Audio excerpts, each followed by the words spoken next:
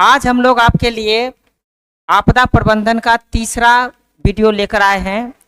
इससे पूर्व हमने जो दो वीडियो बनाया था उसमें आपको आपदा प्रबंधन संबंधित जो भी थ्योरी था उसके बारे में हम लोग अध्ययन किए थे। आज हम लोग इस वीडियो के माध्यम से इकाई 1 से लेकर इकाई 6 तक जितने भी प्रश्न होंगे, चाहे वो लघु उत्तरीय प्रश्न हो या दीर्घ उत्तरीय प्रश्न हो, उसके संदर्भ में हम लोग अध्ययन करेंगे। देखिए, इकाई 1 से हमारा पहला क्वेश्चन है, आपदा से आप क्या समझते हैं। ये लघु उत्तरीय प्रश्न है। इसको आप कम से कम 30 से लेकर के 60 वर्ड के बीच में लिख सकते हैं, अगर ये 8 से जुड़ा हुआ है तो हमारा जो सवाल है ये क्या है कि आपदा से आप क्या समझते हैं। जैसा कि मैंने आपको थ्योरी में भी बताया था कि आपदा एक अप्रिय घटना होती है। आपदा एक क्या है? अप्रिय घटना होती है जिसके घटित होने का कोई निश्चित समय नहीं होता है। यह हमारे मानव और उसके आसपास के समुदाय में एकाएक घटित होती है और हमारे संपूर्ण मानव समुदाय को या हमारे आसपास के क्षेत्र विशेष को अस्त व्यस्त कर देती है। वहाँ का जनजीवन बुरी तरह से प्रभावित होता है और लोगों की जो दिनचर्या होती है वो पूर्ण रूप से बाधित हो जाती है। इस अप्रिय घटना को हम लोग आपदा कहते हैं। इस अप्रिय घटना को हम लोग क्या बोलेंगे? आपदा बोलेंगे।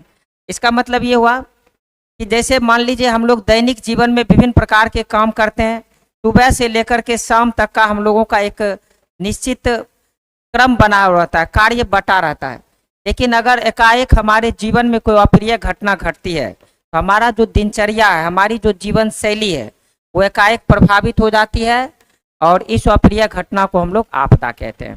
पूर्व में मैंने बताया था कि आपदा जो है वो 2 प्रकार के होते हैं। एक प्राकृतिक आपदा होती है और एक मानव जनित आपदा होती है। प्राकृतिक आपदा का मतलब होता है कि वैसी अप्रिय घटना जिसके लिए स्वयं प्रकृति जिम्मेवार हो, यानी भगवान के द्वारा, प्रकृति के द्वारा अगर हमारे आसपास के क्षेत्रों में कोई अप्रिय घटना घटित होती है उसे हम लोग प्राकृतिक आपदा कहेंगे।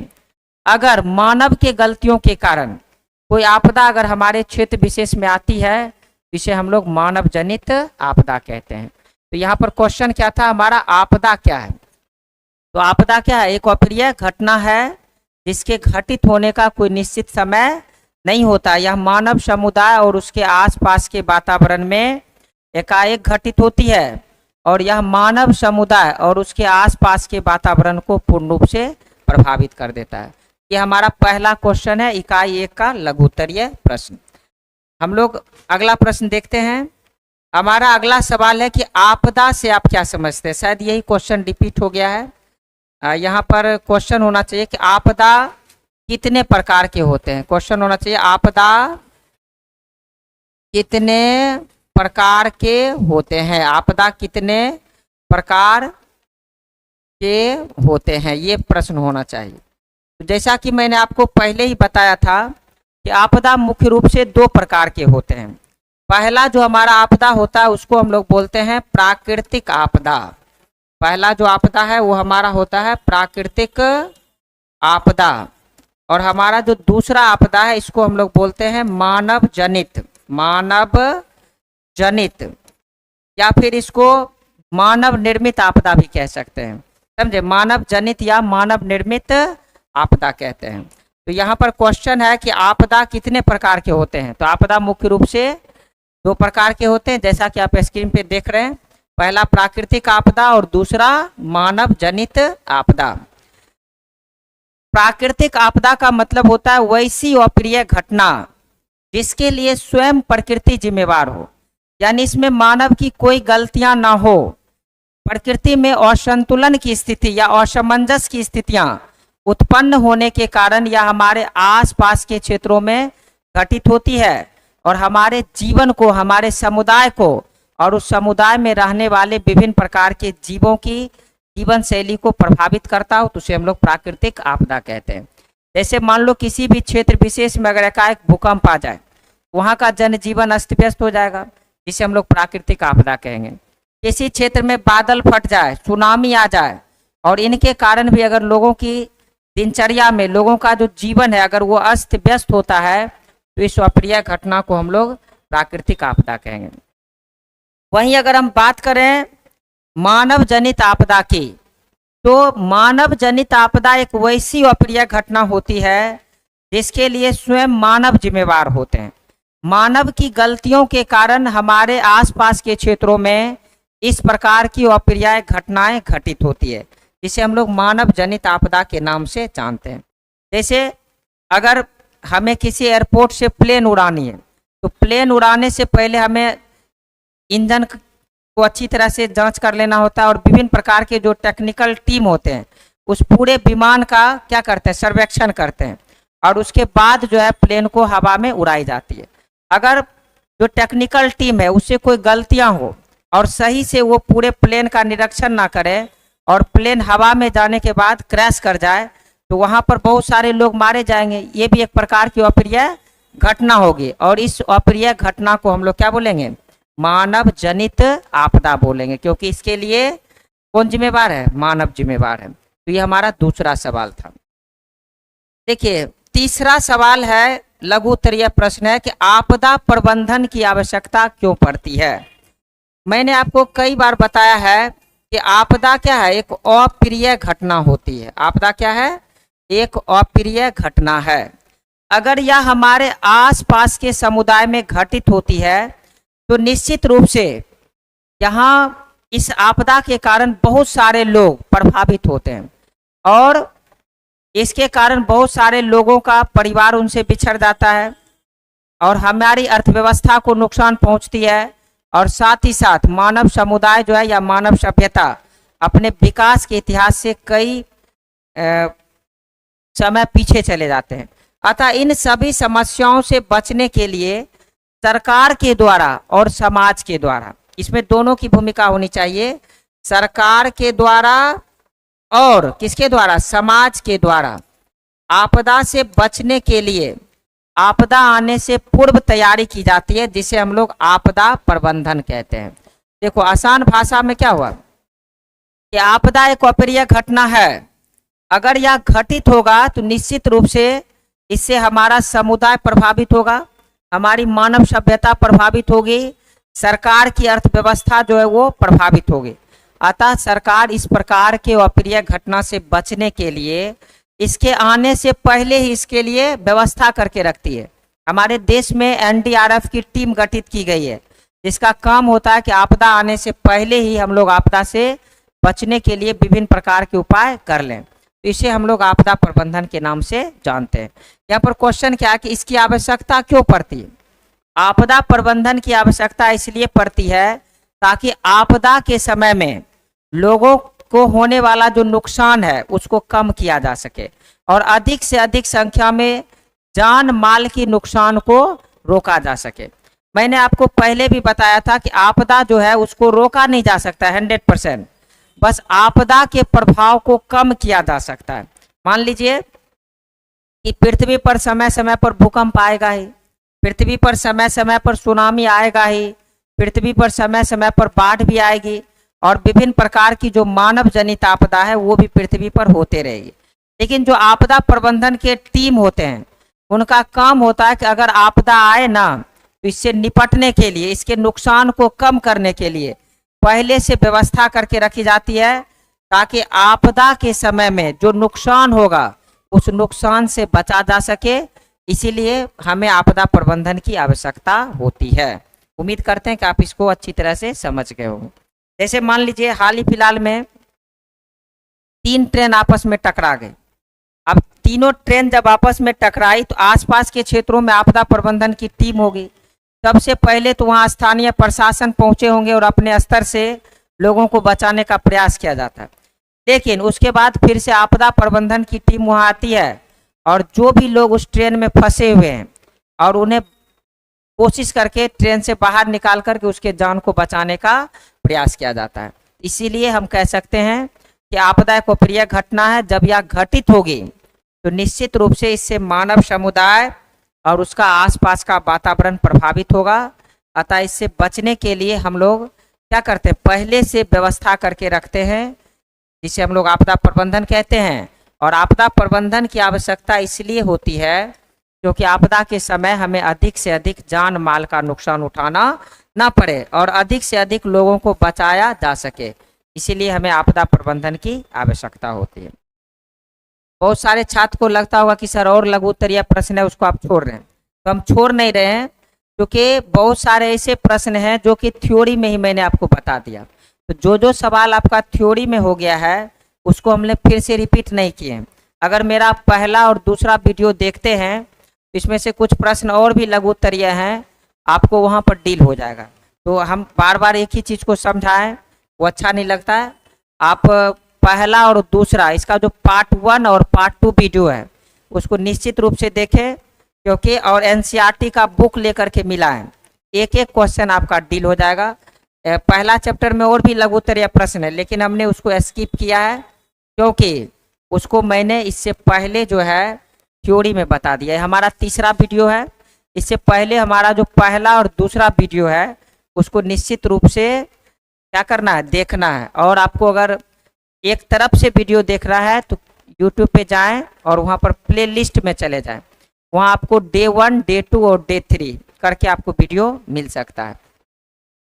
चलिए हमारा पहला जो चैप्टर है उसका हम लोग शुरू करते हैं, दीर्घ उत्तरीय प्रश्न। देखिए दीर्घ उत्तरीय प्रश्न, आप मान लीजिए साइंस में इसको लिखने के लिए अलग प्रक्रिया होती है, लेकिन जब आर्ट में आप इसको लिखते हैं तो इसको लिखने के लिए एक अलग प्रक्रिया होती है। तो मैक्सिमम माना जाता है कि अगर आपको दीर्घ उत्तरीय प्रश्न रहे और इसके लिए आपको कम से कम जो है ना 90 वर्ड में इसको लिखना है, कम से कम इसको 90 वर्ड में लिखना है और सुंदर अक्षर में लिखना है। अगर थोड़ा सा कम या ज़्यादा भी वर्ड हुआ तो इससे कोई लेना देना नहीं है, लेकिन जो दीर्घ उत्तरीय प्रश्न है इसको आपको लिखने के लिए कम से कम 90 वर्ड की आवश्यकता पड़ती है। देखिए क्वेश्चन है कि प्राकृतिक आपदा एवं मानव जनित आपदा में अंतर और उदाहरण भी प्रस्तुत कीजिए। यानी इसका मतलब है कि प्राकृतिक आपदा क्या है और मानव जनित आपदा क्या है, इसको तो परिभाषित करना ही है, साथ ही साथ दोनों का उदाहरण बताना है। तो उम्मीद करते हैं कि पहले भी मैंने इसको कई बार चर्चा किया है, फिर से एक बार समझ लीजिए। प्राकृतिक आपदा का मतलब होता है वैसी अप्रिय घटना जिसके लिए स्वयं प्रकृति जिम्मेवार हो, वैसी अप्रिय घटना जिसके लिए स्वयं प्रकृति जिम्मेवार हो। यानी हमारे प्रकृति में जब असंतुलन की स्थिति उत्पन्न होती है जिसके कारण इस प्रकार की आपदाएं आती है और हमारे संपूर्ण मानव जीवन को या हमारे आसपास के क्षेत्रों को प्रभावित करती है, इसे हम लोग प्राकृतिक आपदा कहते हैं। इसके अंतर्गत क्योंकि एग्जाम्पल पूछ रहा है तो क्या क्या आएगा, भूकंप, सुनामी, इसके अंतर्गत भूकंप, सुनामी, बादल का फटना, हिमस्खलन, भूस्खलन जैसी विभिन्न प्रकार की जो आपदाएं हैं जो कि हमारे आसपास के क्षेत्रों में समय समय पर घटित होती रहती है, वो आएगा किसके अंतर्गत, प्राकृतिक आपदा के अंतर्गत। तो परिभाषा लिखना और उसका एग्जाम्पल देना है। दूसरा है कि मानव जनित आपदा क्या है, मानव जनित आपदा क्या है। देखिए मानव जनित आपदा का मतलब होता है कि वैसी अप्रिय घटना जिसके लिए कहीं ना कहीं मानव जिम्मेवार हो। तो इस प्रकार की अप्रिय घटना को हम लोग मानव जनित आपदा के नाम से जानते हैं। मैंने आपको पूर्व में भी बताया कि अगर लोग अपनी गलतियों के कारण बड़ी सी बड़ी घटनाओं को कर देते हैं, जैसे मान लो कि कुछ वर्ग के ऐसे लोग होते हैं जिन पर अगर नकारात्मक सोच के व्यक्ति होते हैं, अगर उन्हें मोटिवेट किया जाता है तो बड़े से बड़े वो आतंकवादी घटना भी किसी क्षेत्र विशेष में कर देते हैं। पिछले कुछ वर्षों से आप देखते होंगे कि पाकिस्तान में प्रायोजित कार्यक्रम के अंतर्गत आतंकवादियों को ट्रेनिंग दी जाती है, उन्हें जिहाद के नाम पर भारत में भेज करके बड़े बड़े आतंकवादी हमलों को करवाया जाता है। तो उसमें क्या है कि अगर कहीं पर बम विस्फोट हो जाए, कहीं पर प्लेन को क्रैश करके उसे हवा में ब्लास्ट कर दिया जाए, तो ये भी एक प्रकार का क्या है, मानव जनित आपदा है। और इसके लिए कौन जिम्मेवार है, मानव जिम्मेवार है। तो यानी सीधे शब्दों में अगर बात करें तो वैसी अप्रिय घटना जिसके लिए प्रत्यक्ष या अप्रत्यक्ष रूप से स्वयं मानव जिम्मेवार हो, अर्थात मानव की गलतियों के कारण उत्पन्न होने वाली आपदा को हम लोग मानव जनित आपदा के नाम से जानते हैं। अगर इसके एग्जाम्पल की बात करें तो इसका एग्जाम्पल हो जाएगा ट्रेन दुर्घटना। ट्रेन दुर्घटना, हाल फिलहाल में आपने देखा होगा कि 3 ट्रेन आपस में टकरा गई, बहुत सारे लोग मारे गए। ट्रेन दुर्घटना ये मानव जनित आपदा के उदाहरण होंगे। बम विस्फोट, बम विस्फोट, आतंकवादी घटना, आतंकवादी घटना, प्लेन क्रैश, ये सभी के सभी क्या हो जाएंगे? मानव जनित आपदा हो जाएंगे। ये सभी के सभी क्या हो जाएंगे? मानव जनित आपदा हो जाएंगे। तो चलिए एक बार फिर से इसको हम लोग समझते हैं कि हमारा पहला जो दीर्घ उत्तरीय प्रश्न था वो था कि प्राकृतिक आपदा एवं मानव जनित आपदा में अंतर बताना है और दोनों का उदाहरण लिखना है। तो सीधे शब्दों में बोले तो प्राकृतिक आपदा का मतलब होता है वैसी अप्रिय घटना जिसके लिए स्वयं प्रकृति जिम्मेवार हो और वैसी अप्रिय घटना जिसके लिए स्वयं मानव जिम्मेवार हो। तो जिसके लिए प्रकृति जिम्मेवार होगा उसे प्राकृतिक आपदा और जिसके लिए मानव जिम्मेवार होगा उसे मानव जनित आपदा। प्राकृतिक आपदा के अंतर्गत भूकंप, सुनामी, बादल का फटना इत्यादि आएगा और मानव जनित आपदा के अंतर्गत ट्रेन दुर्घटना, बम विस्फोट, आतंकवादी घटना, प्लेन क्रैश, ये सभी इसमें आएंगे। और ये हमारा जो पहला दीर्घोत्तरीय प्रश्न था वो इस तरह से कंप्लीट होता है। देखिए हमारा जो दूसरा सवाल है वो है आपदा प्रबंधन की संकल्पना को स्पष्ट करते हुए आपदा प्रबंधन की आवश्यकता, आपदा प्रबंधन की संकल्पना को स्पष्ट करते हुए आपदा प्रबंधन की आवश्यकता के बारे में बताना। आपदा प्रबंधन की आवश्यकताओं के बारे में बताना। यहाँ पर थोड़ा सा क्वेश्चन जो है ना रिपीट हो गया। आपदा प्रबंधन की संकल्पना को स्पष्ट करते हुए आपदा प्रबंधन की आवश्यकता को व्याख्या करें, यानी आवश्यकता को बतावे, ये क्वेश्चन होना चाहिए। आवश्यकता को बतावे, या फिर इसमें थोड़ा सा क्वेश्चन और एडिट किया जा सकता है। तो सीधे समझिए, कहता आपदा प्रबंधन की संकल्पना को स्पष्ट करते हुए, इसका मतलब है कि आपदा क्या है और आपदा से बचने के लिए हमें आपदा प्रबंधन की क्यों आवश्यकता होती है, इसकी संकल्पना को स्पष्ट करना है और इसके लिए क्या क्या अनिवार्य हैं उसके बारे में हम लोगों को बताना है। तो जैसा कि मैंने आपको थ्योरी में भी बताया था कि आपदा एक अप्रिय घटना होती है जिसके घटित होने का कोई निश्चित समय नहीं होता है, और लेकिन जब भी यह हमारे आसपास के समुदाय में, हमारे आसपास के क्षेत्रों में घटित होती है तो इससे अपार धन और जन का नुकसान होता है। अतः आपदा से बचने के लिए हम लोग आपदा आने से पहले ही इसके लिए तैयारी करके रखते हैं, जिसे हम लोग आपदा प्रबंधन के नाम से जानते हैं। रही बात इसकी आवश्यकता क्यों है या इसकी अनिवार्यता क्यों है, इसकी आवश्यकता या अनिवार्यता इसलिए है ताकि अगर आपदा से पहले हम लोग अगर आपदा से बचने के लिए तैयारी नहीं करके रखेंगे तो आपदा के समय हमें काफ़ी अधिक नुकसान का सामना करना पड़ेगा और इससे हमारे मानव को तो क्षति होगी ही, साथ ही साथ धन और जन का नुकसान होने के कारण इसका नकारात्मक प्रभाव देश की अर्थव्यवस्था पर भी पड़ेगा। अतः सरकार के द्वारा, समाज के द्वारा और जो एनडीआरएफ की टीम है इसके द्वारा आपदा आने से पहले ही आपदा से बचने के लिए अलग अलग प्रकार की तैयारियां की जाती है, जिसे हम लोग आपदा प्रबंधन की आवश्यकता या अनिवार्यता के नाम से जानते हैं। जैसे मान लीजिए आपने देखा होगा कि जब नदियों का जलस्तर बढ़ने लगता है तो आपके जिला मुख्यालय में एनडीआरएफ की टीम तैनात हो जाती है। अगर कहीं पर दंगा होने वाला है तो उससे पहले पुलिस जो है मार्च करना शुरू कर देता है, क्योंकि उसको पहले से इस बात का ट्रेनिंग देकर रखा जाता है कि अगर इन केस आपदा आती है तो उससे लोगों को बचाने के लिए आप लोग किस किस प्रकार के उपाय कर सकते हैं। इसी उपाय को हम लोग आपदा प्रबंधन के नाम से जानते हैं और इसकी आवश्यकता इसलिए है क्योंकि आपदा के समय में लोगों को अधिक से अधिक सुरक्षित रखा जा सके और साथ ही साथ हम लोग जो है ना इससे जो नकारात्मक परिणाम उत्पन्न होंगे उस नकारात्मक परिणाम से बच सकते हैं। तो ये हमारा सवाल था आपदा प्रबंधन की संकल्पना। चलिए हम लोग का जो तीसरा सवाल है, अब चूंकि इकाई 1 खत्म हो गया, इकाई 2 हम लोग अध्ययन करेंगे। यानी फिर से मैं एक बार रिपीट कर दे रहा हूँ, बहुत सारे बच्चों को लगेगा इसमें कुछ क्वेश्चन को आप हटाएं। कुछ क्वेश्चन को हमने हटाया नहीं है, क्योंकि थ्योरी में जब एक बार लिखा दिए या फिर उसको समझा दिए तो दोबारा फिर से उसको हम लोग प्रश्न से स्किप कर दिए। क्योंकि यहाँ पर जो पीपीटी बना हुआ है वो बच्चों के कॉपी से ही क्वेश्चन लिया गया। तो जब हम क्लास में इसको पढ़ाए होंगे, आपको याद भी होगा कि जो प्रश्न थ्योरी में कंप्लीट हो गया था उसका एनसीईआरटी क्वेश्चन आप स्वयं से बनाते हैं।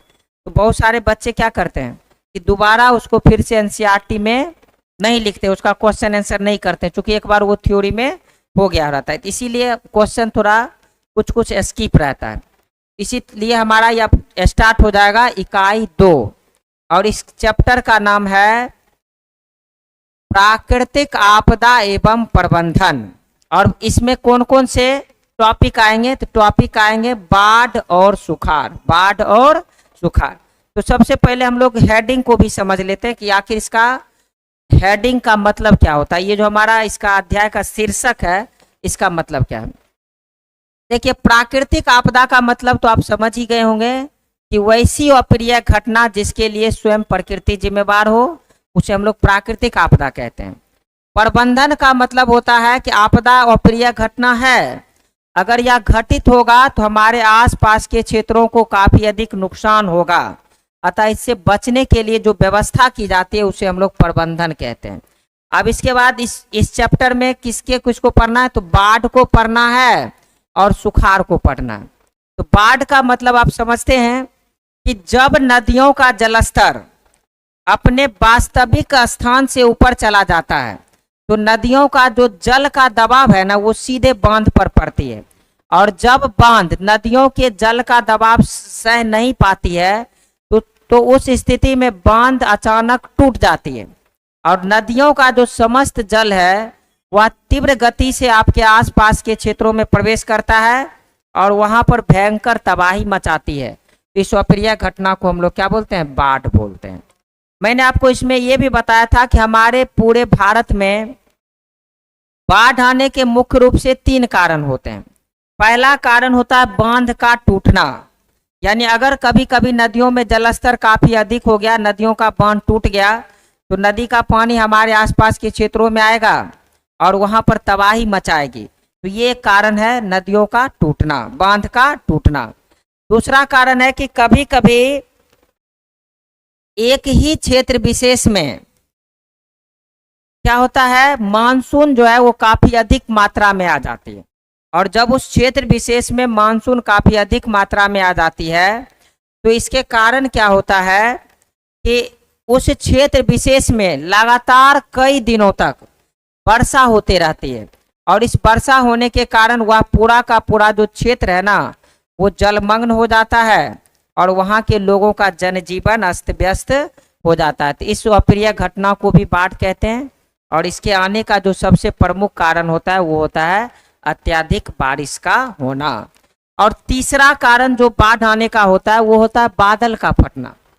कभी कभी प्राकृतिक में असमंजस की स्थितियां उत्पन्न हो जाती है, जिसके कारण बादल के कई झुंड एक ही स्थान पर काफी तीव्र गति से बरसना शुरू कर देता है, और वहां पर लगभग जो है ना 2 सेंटीमीटर मोटी बारिश जो है एक ही स्थान से होना शुरू हो जाती है। जैसे सामान्य बारिश में एक बूंद गिरता है, और अगर बादल फट जाए तो इस बूंद के स्थान पर 2 सेंटीमीटर मोटी बारिश की बूंदे या मोटी बारिश की धारा एक ही स्थान पर गिरना शुरू हो जाता है।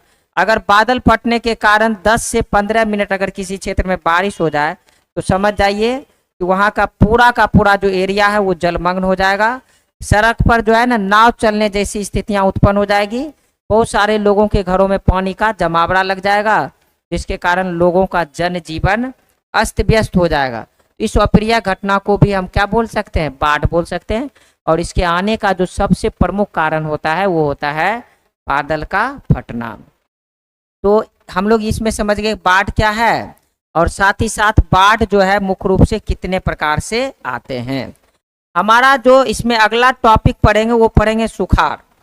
देखिए, सुखाड़ का मतलब होता है कि अगर किसी क्षेत्र विशेष में 125 सेंटीमीटर से वार्षिक, वार्षिक माने कि एक वर्ष में अगर 125 सेंटीमीटर से कम वर्षा अगर उस क्षेत्र में होती है तो उस क्षेत्र को हम लोग बाढ़ प्रभावित सुखाड़ प्रभावित क्षेत्र विशेष मान सकते हैं। इसका पैमाना अलग अलग क्षेत्रों में अलग अलग भी हो सकता है, लेकिन सामान्यतः सुखाड़ के लिए यही पैमाना तय किया गया है, खास करके बिहार में, कि अगर किसी क्षेत्र विशेष में एक वर्ष के दौरान 125 सेंटीमीटर से कम वर्षा होती है तो उस क्षेत्र विशेष को हम लोग सुखाड़ प्रभावित क्षेत्र विशेष कह सकते हैं। तो ये हमारा हो गया सुखाड़। और मैंने आपको बताया था कि सुखाड़ आने के और भी कई कारण हैं। मानव की गलतियों के कारण जो है दिन प्रतिदिन हमारे क्षेत्र में सुखाड़ जैसी स्थितियां बनती है। मैंने आपको बताया होगा कि मनुष्य अपने जनसंख्या को मेंटेन करने के लिए जहां पर वन है उस वन को काट रहे हैं, उस वन वाले क्षेत्र में या तो घनी आबादी बना रहे हैं या बड़ी बड़ी फैक्ट्रियां खोल रहे हैं या वहां पर जो है ना कॉलोनी बसाई जा रही है। इसके कारण अगर हम लोग वन को काटते हैं तो एक बात ध्यान रख लीजिए कि जिस क्षेत्र में अगर वन कमेगा तो उस क्षेत्र में बादलों का जमावड़ा कम होगा और निश्चित रूप से वहां पर बारिश भी कम होगी और यह परिस्थितियां जो है सुखाड़ के लिए एक कारण बन सकता है। तो ये हेडिंग हम लोगों का हो गया। अब इसमें जो पहला सवाल है, देखिए लघु उत्तरीय है, कह रहा कि बाढ़ कैसे आती है स्पष्ट करें।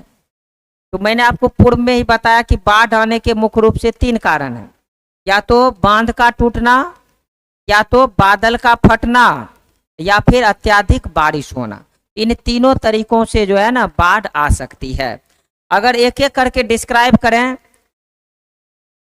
तो हमारा जो वायुमंडल है अत्यधिक गर्म होने के कारण हमारे जो ग्लेशियर हैं, जो कि बर्फ का ढका हुआ क्षेत्र है, अगर उस पर गर्म हवा का झोंका जाएगा तो निश्चित रूप से वो पिघलेगा और वो बर्फ पिघल करके नदियों में आएगा और जिससे नदियों का जलस्तर बढ़ जाएगा। और नदियों का जलस्तर जब बढ़ जाएगा तो नदियाँ जो है ना उसका दबाव सह नहीं पाएगा और अचानक से बांध क्या हो जाएगी, टूट जाएगी। इस परिस्थिति के कारण भी बाढ़ आ सकता है। तो पहला कारण क्या हो गया, बांध का टूटना, बांध का टूटना। चलिए ये पहली परिस्थितियां हो गई, बांध का टूटना। हमारा जो दूसरा परिस्थिति है वो होता है अत्यधिक बारिश का होना, अत्यधिक बारिश का होना। ये भी मैंने आपको बताया कि अगर किसी क्षेत्र विशेष में लगातार कई दिनों तक बारिश हो वह पूरा का पूरा क्षेत्र विशेष जलमग्न हो जाएगा और जिसके कारण वहां पर बाढ़ जैसी स्थितियां बन सकती है। तीसरा कारण होगा बादल का फटना, तीसरा कारण होगा बादल का फटना। देखिए कभी कभी प्रकृति में असमंजस की स्थितियां उत्पन्न होगी और इस असमंजस की स्थितियों के कारण क्या होगा कि 2 बादल के झुंड आपस में टकरा जाएंगे, जिसके कारण बादल का समस्त जल एक ही क्षेत्र विशेष में गिरेगा और देखते ही देखते वहां का जो पूरा का पूरा क्षेत्र है वो जलमग्न हो जाएगा। इस परिस्थिति को हम लोग बोलेंगे बाढ़ और इसके आने का प्रमुख कारण होगा बादल का फटना। तो क्वेश्चन यहाँ पर क्या कह रहा है कि बाढ़ कैसे आती है, तो बाढ़ मुख्य रूप से 3 कारणों से आती है, या तो बांध के टूटने से आती है, या अत्यधिक बारिश होने से आती है, या फिर बादल के फटने से आती है। तो ये इसका आंसर हो जाएगा। अब सवाल यहाँ पर है कि बाढ़ से होने वाली हानियां क्या क्या है, यानी बाढ़ अगर आ गया किसी क्षेत्र विशेष में तो उससे क्या क्या हानियां हैं, क्योंकि हम लोग उस क्षेत्र से रहते हैं जहां पर निश्चित रूप से कभी ना कभी बाढ़ आई थी या फिर भविष्य में भी आने की संभावनाएं रहती है, या बहुत सारे एरिया ऐसे हैं बिहार के जहां पर कि प्रत्येक वर्ष बाढ़ आती है। तो आप सबको पता होगा कि बाढ़ से हम लोगों को क्या क्या हानियां हो सकती है। देखो बाढ़ से हम लोग को निम्नलिखित हानियां हो सकती है। पहली हानि क्या होगी कि इससे लोगों को अपार धन और जन का नुकसान होता है। इससे लोगों को क्या होता है, अपार धन और जन का नुकसान होता है। धन का मतलब होता है कि रुपया पैसा में कमी आती है और जन का मतलब होता है कि बहुत सारे लोग इसमें मारे भी जा सकते हैं। बाढ़ के पानी में डूबने से या फिर घर के साथ दब जाने से या फिर विभिन्न प्रकार की बीमारियों फैलने से बहुत सारे लोग इसमें मारे जाते हैं। तो बाढ़ से होने वाली जो पहली हानि है वो क्या है? अपार धन और जन के क्षति होना। दूसरा, यातायात की सुविधाएं बाधित हो जाना। दूसरा क्या होगा? यातायात की सुविधा बाधित हो जाना। दूसरा हो जाएगा यातायात की सुविधा बाधित हो जाना। जैसे मान लो कि अभी रोड है, इस रोड पे हम लोग 4 व्हीलर हो गया, मोटरसाइकिल हो गया, बहुत सारी चीजों को लेकर के एक स्थान से दूसरे स्थान तक आ जा सकते हैं। लेकिन मान लीजिए कि अगर बाढ़ आ गया तो फिर आपकी यातायात की सुविधाएं प्रभावित होगी। बहुत सारे बच्चों के मन में ये चल रहा होगा कि सर नाव चला लेंगे, नाव से यात्रा करेंगे। लेकिन अब मान लीजिए कि आप अभी क्या करते हैं, घर से निकलते मन नहीं लगा, पापा के बाइक लिए, चाबी लिए और चल दिए, एक चक्कर लगा कर आ जाते। नाव तो आपके पापा का होगा नहीं, अगर होगा भी तो अगर अकेले लेकर के घूमोगे तो आसपास के लोग तो आपको अव्वल दर्जा का समझेगा कि लुच्चा किस्म का व्यक्ति है। इसीलिए जो यातायात की सुविधाएं होती, जो हमारा ट्रैफिक जाम रहता है सड़कों पे, तो इस प्रकार की परिस्थितियां आपको देखने को नहीं मिलेगी। निश्चित रूप से यातायात की जो साधन है वो प्रभावित हो जाएगा। तीसरा, जितने भी किसान होंगे उनका फसल नष्ट हो जाएगा। किसान का फसल क्या हो जाएगा? नष्ट हो जाएगा। किसानों का फसल नष्ट हो जाएगा, क्योंकि सबको पता है कि खेत में पानी आ जाएगा और खेत का जो भी फसल है वो डूब जाएगा। तो जब खेत का फसल डूब जाएगा तो इसका मतलब क्या है? कि किसानों का फसल नष्ट हो जाएगा। चौथा, आप लोगों की जो पढ़ाई लिखाई चलती है, चाहे ऑनलाइन हो या ऑफलाइन हो, ये आपके बंद हो जाएंगे। मतलब जितने भी स्कूल हैं, जितने भी कॉलेज हैं, ये सब के सब बंद हो जाएंगे। स्कूल कॉलेज क्या हो जाते हैं? बंद हो जाते हैं, जिसके कारण आप लोगों में शिक्षा का अभाव होना शुरू हो जाता है। बहुत सारे लोगों को लगता है सर ऑनलाइन तो चलेगा, आप छत पे लेकर चले जाइएगा पूरा सेटअप, आप मोबाइल लेकर के छत पे बैठ के देख लेंगे। तो ऐसा नहीं होता है, चूँकि जब हम ऑनलाइन आते हैं या जब आप ऑनलाइन पढ़ते हैं तो इसके लिए बिजली की आवश्यकता होती है, इसके लिए वाईफाई कनेक्शन की आवश्यकता होती है। तो ये सभी जो व्यवस्थाएं हैं वो बाढ़ आने के कारण प्रभावित हो जाता है। ऑफलाइन तो क्लास बंद होगा ही, साथ ही साथ ऑनलाइन क्लास भी है निश्चित रूप से प्रभावित हो सकता है। तो ये आपका है स्कूल कॉलेज जो है ना, ये सब बंद हो जाएंगे। पांचवा है कि जिस राज्य में या जिस क्षेत्र में या जिस देश में बाढ़ आती है ना, तो वहाँ की जो सरकार होती है ना, उस सरकार की अर्थव्यवस्था पर इसका नकारात्मक प्रभाव पड़ता है। अब नकारात्मक प्रभाव कैसे पड़ेगा? जैसे किसानों का फसल नष्ट हो गया तो वो सरकार का उसमें घाटा है। बहुत सारे लोग इसमें प्रभावित हुए तो सरकार को मुआवजा देना पड़ता है। उस क्षेत्र विशेष से आने वाले जो टैक्सेस होते हैं वो टैक्स आना बंद हो जाता है। साथ ही साथ बहुत सारे लोग जो विभिन्न प्रकार की सुविधाएं वाली वस्तुएं खरीदते हैं उनसे भी सरकार को टैक्स जाती है, तो वो सभी के सभी रुक जाते हैं। इसके कारण सरकार की जो अर्थव्यवस्था है वो बुरी तरह से प्रभावित होती है। तो ये सभी हानियां हो सकती है किसके कारण? बाढ़ आने के कारण। एक बार फिर से रिपीट कर रहे हैं, बाढ़ से होने वाली हानियां निम्नलिखित हैं। पहला, लोगों को अपार धन और जन का नुकसान होगा। दूसरा, यातायात की सुविधाएं बाधित हो जाएगी। तीसरा, किसानों का फसल नष्ट हो जाएगा। चौथा, स्कूल और कॉलेज बंद हो जाएंगे। पांचवा, सरकार की जो अर्थव्यवस्था है वो बुरी तरह से प्रभावित होगी। जो सरकार की अर्थव्यवस्था है ना वो बुरी तरह से प्रभावित होगी। तो चलिए हम लोग आगे बढ़ते हैं। इसके बाद प्रश्न नंबर है 3। क्वेश्चन है, बाढ़ से सुरक्षा हेतु अपनाए जाने वाली सावधानियों को लिखें। यानी बाढ़ के समय हम लोगों को क्या क्या सुरक्षा अपनानी चाहिए, इसके बारे में हम लोग को बताना। देखिए, हम सबको पता है कि अगर बाढ़ आवे तो उसके लिए सुरक्षा के लिए आप लोग क्या क्या उपाय कर सकते हैं। बाढ़ के समय सबसे पहले जो व्यक्ति बाढ़ के पानी में फंसा है, जो व्यक्ति बाढ़ के पानी में फंसा है, जो व्यक्ति बाढ़ के पानी में फंसा है, समझे, उनको वहां से तुरंत बाहर निकालना। जो व्यक्ति बाढ़ के पानी में फंसा है उसको वहां से क्या करना है? तुरंत बाहर निकालना। पहला काम क्या करना? जो व्यक्ति बाढ़ के पानी में फंसा है उसको वहां से तुरंत बाहर निकालना है। दूसरा काम क्या करना है कि जिसको आप बाढ़ के पानी से निकाले हो ना, उसे उचित भोजन, वस्त्र और आवास उपलब्ध कराइए, उसे उचित भोजन, वस्त्र और आवास उपलब्ध कराइए। ऐसा नहीं कि उसको पानी में से निकाल करके छोड़ दिए रोड पे मरने के लिए, ऐसा नहीं करना। कि आप जिसको बाढ़ के पानी से निकाले हो ना, उसको उचित भोजन दीजिए, वस्त्र दीजिए और आवास उपलब्ध कराइए। अगर वो अस्वस्थ चल रहा है तो उसका प्राथमिक उपचार करना है। क्या करना है? प्राथमिक उपचार करना है। और उसके बाद उस प्राथमिक उपचार के बाद उसे अच्छे इलाज की अगर आवश्यकता है, उसको क्या करना है? अस्पताल भेज देना। उसे क्या करना है? अस्पताल भेज देना है, उसको फिर से हॉस्पिटल आपको भेज देना है। तो इस बात का याद रखना है। चौथा काम करना है कि बहुत सारे व्यक्ति आपको ऐसे मिलेंगे जो कि किसी भी परिस्थिति में अपना घर छोड़ करके जाना नहीं चाहेगा।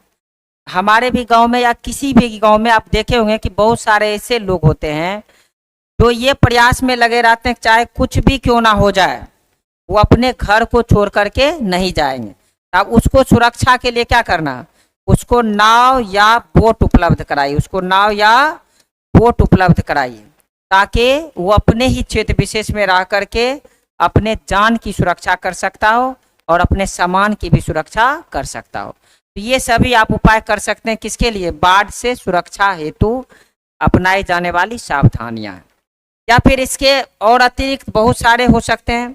जैसे जब भी आप भोजन करें या पानी पिए, भोजन करें या फिर पानी पिए, तो इसमें स्वच्छता की ध्यान रखें। क्योंकि बाढ़ के समय में हमारा जो भोजन होता है या फिर हमारा जो जल होता है, उसमें बहुत सारे बैक्टीरिया के उत्पन्न होने की संभावनाएं काफ़ी अधिक बढ़ जाती है।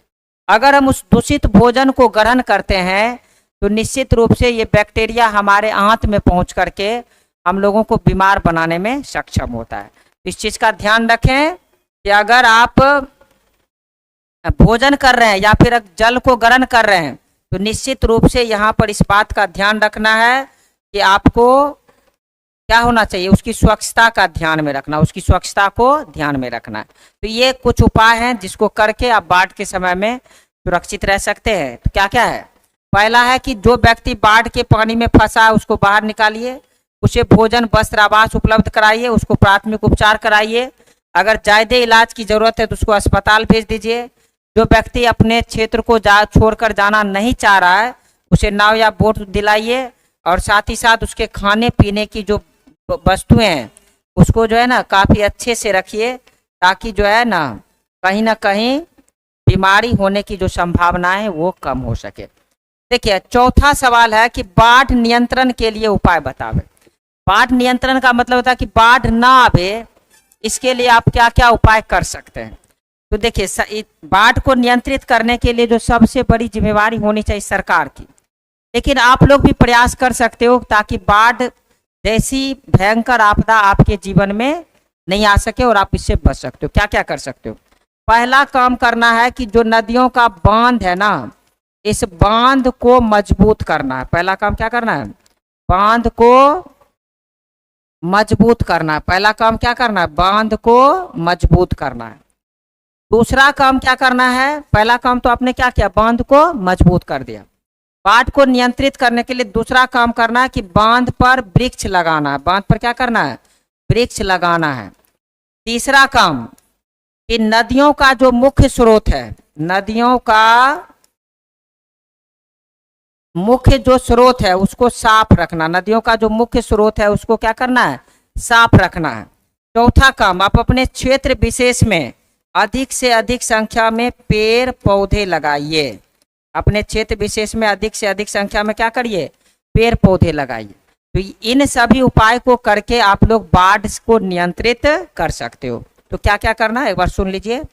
पहला काम करना है कि अगर बाढ़ को नियंत्रित करना है तो जो नदियां जो बांध तोड़ करके आपके क्षेत्र विशेष में आकर के तबाही मचाती है, तो उस बांध को हमको क्या करना है? मजबूत करना, ताकि नदियों का बांध टूटे ही ना। और जब नदियों का बांध ना टूटेगा तो निश्चित रूप से हमारे क्षेत्र विशेष में बाढ़ जैसी अप्रिय घटना नहीं घटित होगी।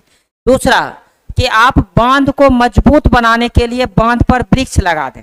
बांध को मजबूत बनाने के लिए बांध पर क्या कर दें? वृक्ष लगा दें, ताकि क्या हो? किसी भी परिस्थिति में जो है ना बांध की मजबूती बनी रहे। तीसरा नदियों का जो मुख्य स्रोत है, जैसे मान लो कि नदियां बह रही है और इस नदियां के बीच जहां से कि पानी फॉलो करता है, वहां पर क्या होता है कि लगातार पानी बहने के कारण ना वहां पर गर्द जमा हो जाता है, बालू जमा हो जाता है, जिसके कारण नदियां बीच में से टापू बन जाती है और दोनों तरफ उसका पानी फैल जाता है।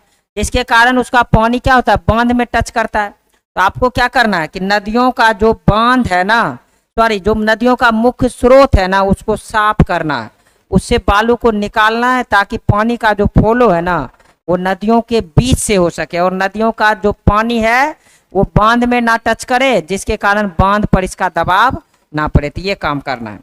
चौथा जो सबसे महत्वपूर्ण काम है कि आपको पेड़ पौधे लगाना है। अगर आप पेड़ पौधे लगाते हैं ना तो हमारे वायुमंडल में कार्बन डाइऑक्साइड की मात्रा जो है लगातार बढ़ रही है, वो बढ़ेगी नहीं, वो कम रहेगा। और जब कार्बन डाइऑक्साइड की मात्रा कम रहेगी वायुमंडल में, तो ये हमारा हवा गर्म नहीं होगा, और जब यह गर्म नहीं होगा तो ग्लेशियर नहीं पिघलेंगे, और ग्लेशियर जब नहीं पिघलेगा तो नदियों में पानी आएगा ही नहीं, आएगा भी तो कम मात्रा में आएगा, जिसके कारण नदियों के बांध पर इसका दबाव नहीं पड़ेगा। तो इस बात को ध्यान रखना कि हमें अपने आसपास के क्षेत्रों में क्या करना है, अधिक से अधिक संख्या में पेड़ पौधे लगाना है। अगला सवाल हम लोग देखते हैं 5 नंबर। देखिए क्वेश्चन कह रहा है कि सूखे की स्थिति को परिभाषित करें। क्वेश्चन नंबर 5 है, सूखे की स्थिति को परिभाषित करें। इसका मतलब होता है कि सूखा क्या है। मैं जब आप इस चैप्टर को शुरू कर रहा था तो उस समय ही मैंने हेडिंग में बताया था कि अगर किसी क्षेत्र विशेष में 125 सेंटीमीटर से कम वर्षा होती है, अगर किसी क्षेत्र विशेष में 125 सेंटीमीटर से कम वर्षा होती है, तो वैसे क्षेत्र विशेष को हम लोग सुखाड़ प्रभावित क्षेत्र विशेष कहते हैं। तो इसी परिभाषा को यहाँ पर लिख देना कि जब किसी क्षेत्र विशेष में 125 सेंटीमीटर से कम वर्षा होती है, तो ऐसे क्षेत्र विशेष को हम लोग सुखाड़ प्रभावित क्षेत्र विशेष कहते हैं। ऐसे क्षेत्र विशेष को हम लोग क्या कहेंगे, सुखाड़ प्रभावित क्षेत्र विशेष कहेंगे। इससे क्या क्या हानियां हो सकती है? इससे हानि ये होगी कि मिट्टी में नमी की मात्रा कम हो जाएगी। इससे क्या होगा, मिट्टी में नमी की मात्रा कम हो जाएगी, और साथ ही साथ मिट्टी की जो उपजाऊ क्षमता है उसको भी ये प्रभावित करेगा। और जब मिट्टी की उपजाऊ क्षमता कमेगी तो फसल पर इसका सीधा प्रभाव पड़ेगा, और इसका सीधा असर हमारे देश की अर्थव्यवस्था पर भी पड़ सकता है, और किसान तो लॉस में जाएंगे ही, साथ ही साथ ये पूरे सरकार और समाज पर भी इसका नकारात्मक प्रभाव देखने को मिल सकता है। इसीलिए सरकार के द्वारा कई प्रयास किए जा रहे हैं कि किसी भी क्षेत्र विशेष में सुखाड़ जैसी परिस्थितियां उत्पन्न ना हो, और जहां जहां सुखाड़ जैसी परिस्थितियां उत्पन्न होती है सरकार के द्वारा उस क्षेत्र विशेष में मुआवजा भी दिया जाता है। देखिए एक बहुत ही अच्छा क्वेश्चन यहाँ पर है 6 नंबर में, कह रहा कि सुखाड़ के लिए जिम्मेवार कारकों का वर्णन करें। देखिए सुखाड़ के लिए जो सबसे बड़ा जिम्मेवार कारक है वो क्या है, स्वयं मानव है। सुखाड़ के लिए जो सबसे बड़ा जिम्मेवार कारक है वो कौन है, स्वयं मानव है। मानव क्या कर रहा है, अपनी सुख सुविधा के लिए पेड़ पौधों को काट रहा है। मानव क्या कर रहा है, अपनी सुख सुविधा के लिए पेड़ पौधों को क्या कर रहा है, काट रहा है। अपनी सुख सुविधा के लिए पेड़ पौधों को काट रहा है। जब हमारे क्षेत्र विशेष में पेड़ पौधा कटेंगे ना, या जिस क्षेत्र विशेष में आप देखो पेड़ पौधा कम होगा ना, वहां पर बादलों का जमावड़ा नहीं होगा, और जब वहां पर बादलों का जमावड़ा नहीं होगा तो निश्चित रूप से उस क्षेत्र विशेष में क्या होगी, बारिश नहीं होगी, और जब उस क्षेत्र विशेष में बारिश नहीं होगी तो मिट्टी में नमी की मात्रा कमेगी, और वह क्षेत्र विशेष क्या हो जाएगा, सुखाड़ प्रभावित क्षेत्र विशेष हो जाएगा। जैसे आप जानते होंगे कि हमारे पूरे भारत में मेघालय में सबसे अधिक बारिश होती है। क्यों होती है, क्योंकि मेघालय के आसपास के क्षेत्रों में काफी अधिक वन है। तो वन अधिक होने के कारण क्या होता है, वहाँ बादलों का जमावड़ा होता है। और भी एक कारण है कि जब बादल हिमालय से टकरा करके रिटर्न होती है तो उस क्षेत्र विशेष में आने के बाद वृक्ष की अत्याधिकता होने के कारण वहां पर काफी अधिक वर्षा होती है। जैसे आप सुने होंगे कि मेघालय का मॉरिशस नामक स्थान है जहां पर क्या होता है, काफी अधिक बारिश होती है। तो क्यों होती है, क्योंकि वहां पर वन अधिक है।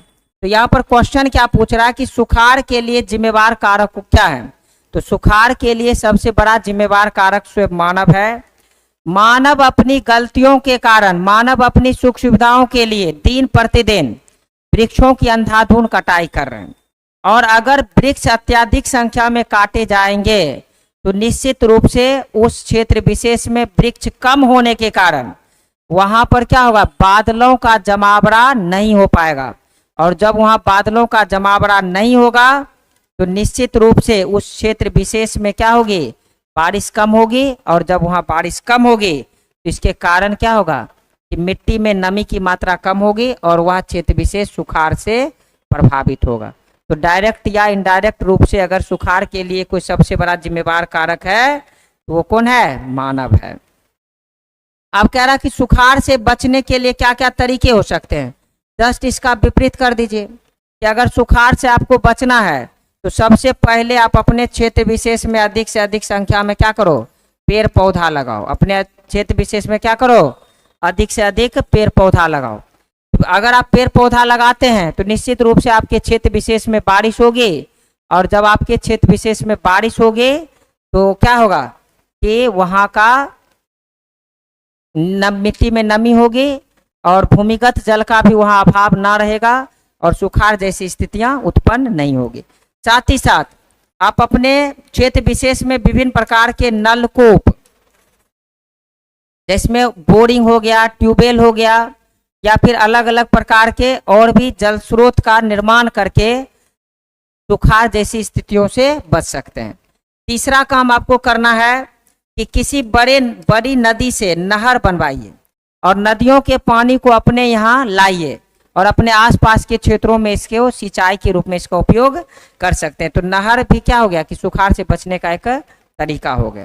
चौथा है कि जब भी आपके क्षेत्र विशेष में वर्षा हो तो वर्षा के जल को क्या करो कि संग्रहित करो, उसे स्टोरेज करो। इसको स्टोरेज करने के लिए कई उपाय हैं। या तो इसके लिए आप तालाब बनाकर रखें, तालाब में पानी को जमा करके रखें, या फिर छत पर टब बनाएं और उस टब में पानी को स्टोरेज करें। तो ये सभी काम करके आप सुखाड़ जैसी स्थितियों से बच सकते हैं और पानी का दुरुपयोग करने से भी बचना होगा। तो ये सभी उपाय हैं किसके लिए, सुखाड़ के प्रभाव को कम करने के लिए। इसका जो हमारा दीर्घ उत्तरीय प्रश्न है वो काफी इंपॉर्टेंट है। VVI कई बार ये एग्जाम में पूछा गया है और कई वर्ष, एक साल छोड़ करके एक बार पूछा जाता है। हो सकेगा तो अब की बार जब 2024 में एग्जाम देंगे तो याद रखिएगा, क्योंकि मैं ऑनलाइन बता रहा हूँ, ये सवाल आपको निश्चित रूप से एग्जाम में पूछा जा सकता है। ये हमारे सजेशन का भी सबसे मोस्ट VVI प्रश्न रहता है। हम आपको एक बार फिर से जब क्रैश कोर्स करवाएंगे उसमें भी ये प्रश्न बताएंगे। क्वेश्चन क्या है कि बिहार में बाढ़ की स्थिति का वर्णन करें। देखो हमारा जो बिहार राज्य है ना, यहाँ पर बाढ़ की जो स्थिति है ना वो दयनीय है। क्या है, दयनीय है। दयनीय का मतलब आप समझ सकते हो ना कि एकदम खराब है। चाहे सरकार इस पे कितना लंबा चौड़ा भाषण मार ले, कुछ वर्षों से इसको कुछ हद तक नियंत्रित करने का प्रयास किया जा रहा है, लेकिन अभी भी हमारा बहुत सारा भूभाग ऐसा है जहाँ पर प्रत्येक वर्ष बाढ़ आती है और सरकार के को इसको लेकर कोई प्लान भी नहीं है। खास करके अगर हम अपने जिला खगड़िया की बात करें ना, तो हमारे जिला के अधिकांश हिस्सा अभी भी बाढ़ जैसे भयंकर स्थितियों से प्रत्येक वर्ष जूझता है और सरकार का ध्यान इस ओर नहीं जाता है, क्योंकि सरकार पटना में बैठती है और हम लोग जो एक दुर्गम इलाके में रहते हैं। तो बिहार में क्या है कि बाढ़ की जो स्थितियां हैं वो काफी दयनीय है। बिहार एक ऐसा राज्य है जहां लगभग 50 से भी अधिक नदियां बहती है। ध्यान से समझो, बिहार एक ऐसा राज्य है, आपको आश्चर्य लगेगा 50 मैं बोल रहा हूं कि बिहार एक ऐसा राज्य है जहां पर 50 से भी अधिक नदियां बहती है।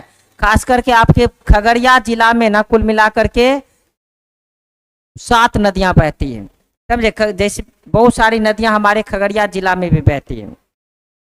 तो बिहार एक ऐसा राज्य है जहां पर लगभग 50 नदियां बहती है और इन नदियों में से कुछ नदी को छोड़कर बाकी सभी नदियों पर अच्छे तटबंध की व्यवस्था नहीं है, जिसके कारण यह प्रत्येक वर्ष अपना तटबंध तोड़ती है और यहाँ का जो पानी है ना आसपास के क्षेत्रों में प्रवेश करता है, वहाँ के किसानों के फसल को नष्ट कर देता है, लोगों के जनजीवन को अस्त व्यस्त कर देता है और इसका नकारात्मक प्रभाव हमारे बिहार के भी अर्थव्यवस्था पर देखने को मिलता है, जिसके कारण अभी भी आप बिहार अर्थव्यवस्था के मामले में नीचे से टॉप में रहता है, समझे। तो इसके पीछे का ये भी एक कारण है कि बिहार में बाढ़ जैसी स्थितियों पर ध्यान सरकार के द्वारा नहीं दिया जाता है। खास करके उत्तर बिहार की अगर हम बात करें, खास करके हम उत्तर बिहार की बात करें, इसके अंतर्गत सहरसा, मधेपुरा,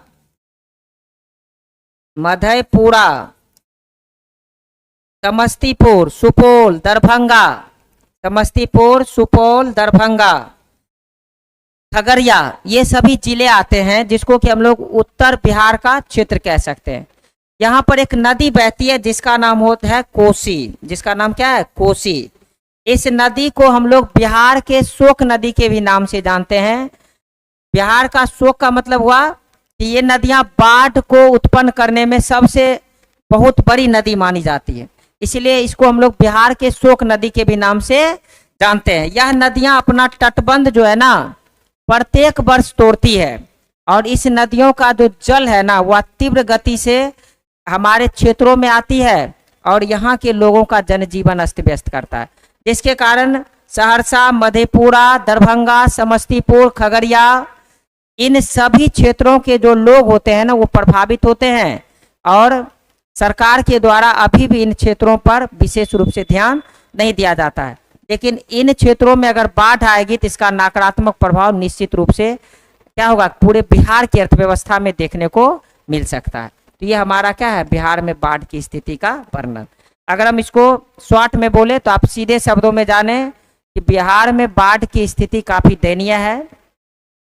बिहार में लगभग 50 नदियां बहती है, जिसमें से कुछ नदियों को छोड़कर बाकी सभी नदियों पर अच्छे तटबंध की व्यवस्था नहीं है। प्रत्येक वर्ष इसमें से अधिकांश नदियों का तटबंध टूटता है और इसका पानी आसपास के क्षेत्रों में जाकर के वहां पर भयंकर तबाही मचाती है और वहां के किसानों का तो फसल नष्ट होता ही है, साथ ही साथ काफी अपार मात्रा में धन और जन का भी नुकसान होता है और इसका नकारात्मक प्रभाव बिहार की अर्थव्यवस्था में भी देखने को मिलता है। खास करके उत्तर बिहार में बहने वाली नदी जिसे हम लोग कोसी के नाम से जानते हैं, जो कि अपना तटबंध प्रत्येक वर्ष तोड़ती है और इससे उत्तर बिहार के कई जिला जैसे सहरसा, मधेपुरा, समस्तीपुर, दरभंगा, खगड़िया, ये सभी जिला जो है ना बुरी तरह से प्रभावित होती है और यहाँ के किसानों की फसल प्रत्येक वर्ष नष्ट होती है और सरकार सिर्फ इससे बचने के लिए मुआवजा के अतिरिक्त इन्हें कुछ और भी प्रदान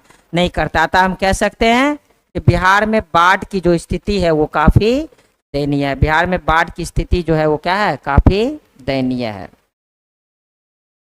दूसरा हमारा सवाल है कि बाढ़ के कारण, यहाँ होना चाहिए बाढ़ के कारण एवं इसके सुरक्षा संबंधित उपायों का वर्णन करें। मैंने आपको पहले भी बताया कि बाढ़ आने के मुख्यतः 3 कारण है। पहला क्या होगा, बांध का टूटना। पहला क्या होगा, बांध का टूटना। दूसरा होगा अत्यधिक बारिश का होना। दूसरा हो जाएगा अत्यधिक बारिश का होना और तीसरा हो जाएगा बादल का फटना। बादल का फटना। देखिए यह क्वेश्चन क्या कह रहा है कि बाढ़ के क्या कारण हो सकते हैं, बाढ़ के क्या क्या कारण है। तो बाढ़ के मुख्य रूप से 3 कारण है, बांध का टूटना, अत्यधिक बारिश का होना और बादल का फटना। अब बांध टूटता है, आपको पता है कि जब नदियों का जलस्तर काफी अधिक हो जाएगा और नदियों का जो बांध है इस दबाव को सह नहीं पाएगा तो क्या होगा, बांध अचानक टूट जाएगी और बांध टूटने के कारण नदियों का जल क्षेत्र विशेष में प्रवेश करेगा और वहां के जनजीवन को अस्त व्यस्त करेगा। इस अप्रिय घटना को बाढ़ कहेंगे। दूसरा अत्यधिक बारिश का होना। कभी कभी एक ही क्षेत्र विशेष में कई दिनों तक बारिश होती रहती है जिसके कारण भी वहां जल जमा हो जाता है, लोगों का जनजीवन अस्त व्यस्त हो जाता है, इस कारण को भी बाढ़ कहते हैं। तीसरा, कभी कभी एक बादल फट जाने के कारण एक ही क्षेत्र विशेष में अत्यधिक बारिश हो जाती है और वहां पर बाढ़ जैसी स्थितियां उत्पन्न हो जाती है। अब कह रहा है इसके सुरक्षा संबंधित उपाय को बतावें। अब सुरक्षा में क्या, अगर आपको बाढ़ से बचना तो इसके लिए 3 तरह से सुरक्षा किए जा सकते हैं। पहला बाढ़ आने से पहले, दूसरा बाढ़ आने के समय और तीसरा बाढ़ आने के बाद। अगर हम बाढ़ आने से पहले सुरक्षा की बात करें तो आपको नदियों के बांध को मजबूत करना है, नदियों के बांध पर वृक्ष लगाना है, नदियों का जो मुख्य स्रोत है उसको साफ रखना है, साथ ही साथ कि अत्यधिक संख्या में वृक्ष लगाना, ये सभी काम कर सकते हैं बाढ़ आने से पहले। अगर मान लो बाढ़ आ गया तो उस समय क्या क्या कर सकते हो। पहला काम कर सकते हो कि जो व्यक्ति बाढ़ के पानी में फंसा है उसको वहां से पहले तुरंत बाहर निकालिए, और उसको वहां से तुरंत बाहर निकाल करके उसके उचित भोजन, वस्त्र और आवास उपलब्ध कराइए। और अगर बीमार चल रहा है तो प्राथमिक स्वास्थ्य दीजिए और उसके बाद उसे उचित इलाज के लिए अस्पताल भेज दीजिए। अगर कुछ व्यक्ति ऐसे होंगे जिन्हें खाने पीने की दिक्कतें हैं तो उसे भोजन, वस्त्र, आवास ये सब उपलब्ध कराना है। बहुत सारे लोग ऐसे होंगे जो बाढ़ के बावजूद भी अपने घर को छोड़कर जाना नहीं चाहेंगे, तो उसको उसी क्षेत्र विशेष में रहने के लिए जीवन संबंधित विभिन्न प्रकार की सुविधाएं दें, उसे नाव या बोट उपलब्ध कराएं ताकि वो अपने जीवन को वहां पर जी सके। ये सभी काम कर सकते हैं आप बाढ़ आने के समय। अगर मान लो कि बाढ़ का पानी खत्म हो जाए तो उसके बावजूद भी आप बाढ़ से बचने के लिए उपाय कर सकते हैं। क्या क्या कर सकते हैं। सबसे पहले बाढ़ के पानी समाप्त होने के बाद आप मलबे को साफ करें। दूसरा बात, मलबे को हटाने के बाद उस क्षेत्र विशेष में DDT का छिड़काव करें। और तीसरी बात कि अगर चारों तरफ कूड़ा कटकर जमा हो गया तो उसका निष्पादन करें और क्षेत्र विशेष को स्वच्छ बनाने का प्रयास करें। इसके बाद पानी खत्म होने के बाद लोगों के बीच खाने और पीने के लिए जो भोजन होता है उसमें काफ़ी अशुद्धियाँ पाई जाती है। खास करके उस क्षेत्र विशेष का जो पानी होता है उसमें बैक्टीरिया पनप जाता है, भोजन भी दूषित हो जाते हैं। तो लोगों को खाने पीने वाली जो वस्तुएं हैं उसका विशेष रूप से ध्यान देना। और अंतिम और सबसे बड़ी बात कि जो व्यक्ति बाढ़ के कारण अपना सब कुछ बर्बाद कर चुका है तो वैसे व्यक्तियों के लिए आप सामाजिक तौर से चंदा इकट्ठा करें और क्या करें कि उसको दें और पुनः उसे समाज की मुख्य धारा से जोड़ने का प्रयास करें। पुनः उसे आपको क्या करना है, समाज की मुख्य धारा से जोड़ने का प्रयास करना। तो ये हम लोगों का है क्या, बाढ़ से सुरक्षा के उपाय। हमारा इस चैप्टर का अंतिम प्रश्न है, सुखाड़ के कारण एवं इसके बचाव के तरीकों को बतावें। देखिए, सुखाड़ के लिए जो सबसे बड़ा जिम्मेवार कारक है वो स्वयं मानव है। तो यानी सुखाड़ का जो सबसे प्रमुख कारण हो जाएगा वो मानव हो जाएगा, क्योंकि मानव जो है वो अपनी सुख सुविधा के लिए दिन प्रतिदिन वृक्षों को काट रहे हैं। और जब वृक्ष कटेगा तो निश्चित रूप से उस क्षेत्र विशेष में बादलों का जमावड़ा कम होगा, और जब बादलों का जमावड़ा कम होगा तो उस क्षेत्र विशेष में बारिश कम होगी, और जब बारिश कम होगी वहां पर सुखाड़ जैसी स्थितियां उत्पन्न हो सकती है। तो ये सुखाड़ के कारण हो जाएंगे। चूंकि मैंने इसको पहले भी बताया था इसीलिए थोड़ा सा स्पीड से जा रहा हूँ। दूसरा कि इससे बचाव के लिए क्या कर सकते हो, आप अपने क्षेत्र विशेष में अधिक से अधिक संख्या में पेड़ पौधे लगाओ। जिस क्षेत्र में सुखाड़ आने की संभावनाएं हो वहाँ विभिन्न प्रकार के नलकूप स्थापित करो। वहाँ पर नदियों के मुख्य स्रोत से नहरें को जोड़ करके लाओ। जब भी वहाँ बारिश हो तो बारिश के पानी को संचित करो। बारिश के पानी को छत पे जमा रखना या फिर उसको तालाब बनाना। और इन सभी उपाय को करके हम लोग बाढ़, सुखाड़ जैसे परिस्थितियों से निपट सकते हैं। समझे। तो ये हमारा था सुखाड़ के कारण और इससे बचाव के तरीके। और इस प्रकार से आपका जो इकाई 2 है वो कंप्लीट हो गया। इकाई 2 जो है वो कंप्लीट हो गया। देखिए, हमको लगता है कि क्वेश्चन आंसर भी जो है एक वीडियो में बनेगा ही नहीं, तो हम लोग अब इसका दूसरा पार्ट जो है वो वीडियो नंबर 3 में लेकर के आएंगे। चूँकि ये वीडियो नंबर 2 है और इससे पहले ये वीडियो नंबर 3 है। इससे पहले मैं पहला और दूसरा वीडियो भी अपलोड कर चुका हूँ जिसमें कि हमने आपदा प्रबंधन का थ्योरी बताया। उम्मीद करते हैं कि आप लोग पहला दोनों वीडियो भी देखें और साथ ही साथ फिर से ये क्वेश्चन आंसर वाला भी वीडियो देखें। और हमारा अब अगला वीडियो बनेगा जिसमें कि इकाई 3 से लेकर के इकाई 6 तक का जो भी लघु उत्तरीय और दीर्घ उत्तरीय प्रश्न होगा उसके बारे में हम लोग चर्चा करेंगे। तो चलिए हम फिर से आपसे मिलते हैं अगले वीडियो में। तब तक के लिए आप अपना अच्छा से ख्याल रखिए, सुरक्षित रहिए और अपने आसपास के लोगों में जागरूकता फैलाते रहें और पढ़ाई के प्रति उसमें क्या हो, भावनाओं को भड़काएं और साथ ही साथ अपने भी पढ़ने पर ध्यान दें। ऐसा नहीं कि हम दूसरे को सुधारने के चक्कर में स्वयं ना पढ़ें। तो ठीक है, मिलते हैं फिर से आपसे अगले वीडियो में।